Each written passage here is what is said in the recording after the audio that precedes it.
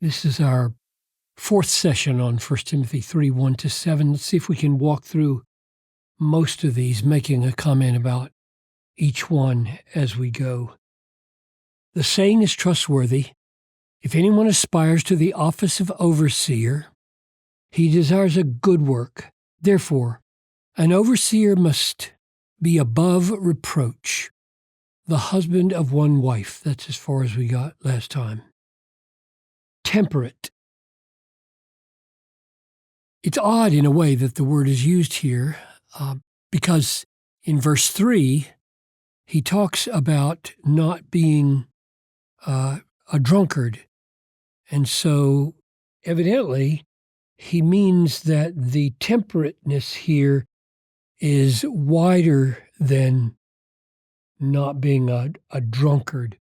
So it would imply a more or less general self-control, mastery of one's appetites, and wine would surely not be the only issue of food and drink that can master a person. So he's supposed to not be mastered by anything. Prudent could be translated reasonable or sensible. And the word is related to the verb sophroneo, which means to be in your sound mind.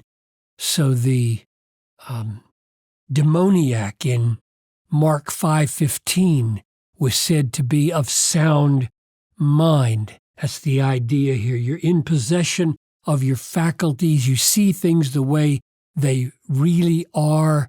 You're not in a dream world. You're not in an illusion. You are down to earth and realistic and have a sense of your own self and a sense of others and are able to act wisely. Respectable could be translated dignified or honorable. The idea seems to be one of not offending against propriety. A person who comports himself in situations so as not to step on toes unnecessarily. In other words, it's not dealing simply with a strict right and wrong, but as you move through life, as you move in and out of situations, are you able to comport yourself in a way that blesses people and doesn't offend against accepted and proper moral norms or simply manners? Hospitable, literally a lover of strangers. You're given to make newcomers feel welcome.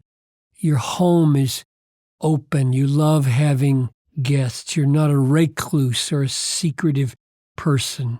You model the open-heartedness of God. Skilled in teaching.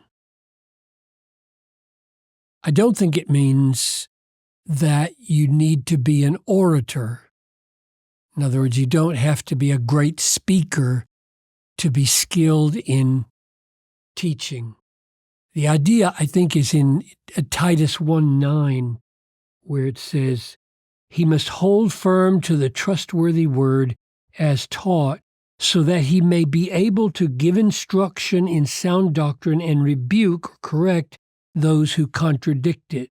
So that's the general idea, and you could do that one-on-one very effectively if you have a gift, that is, you have a right understanding of the Word of God and the Scriptures to such a degree that you're able to explain things simply and clearly, and you can correct error when you see it. Not a drunkard. We've already seen that more or less in the word temperate. Self-control, not addicted to anything harmful, debilitating. Freedom from enslavements. That's really highly prized among the elders. They should be self-possessed people. Not violent, but gentle. Let's take those two together.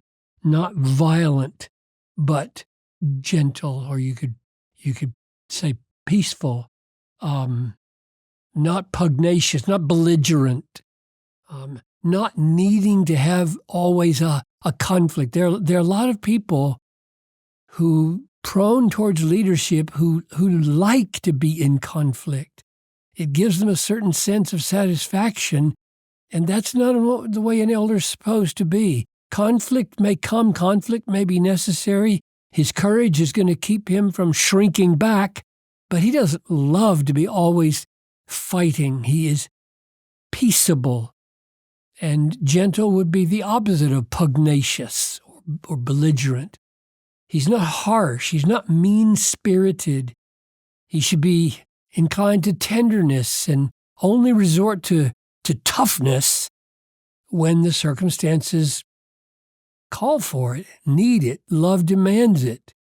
His words shouldn't be divisive or acid-like, but helpful and encouraging. And then Carlson says the same thing, only puts it in the form of loving quarrels. There are people who are so fascinated with words and conflicts of that nature, and that's certainly behind what's going on at 1 Timothy. People are all caught up in myths and genealogies and misuses of the law, and they are getting swept into quarrels that are just unedifying. Not a lover of money. Seek the kingdom first, not the things of this world. Put the kingdom before money. Let your lifestyle as an elder not reflect a love of luxury.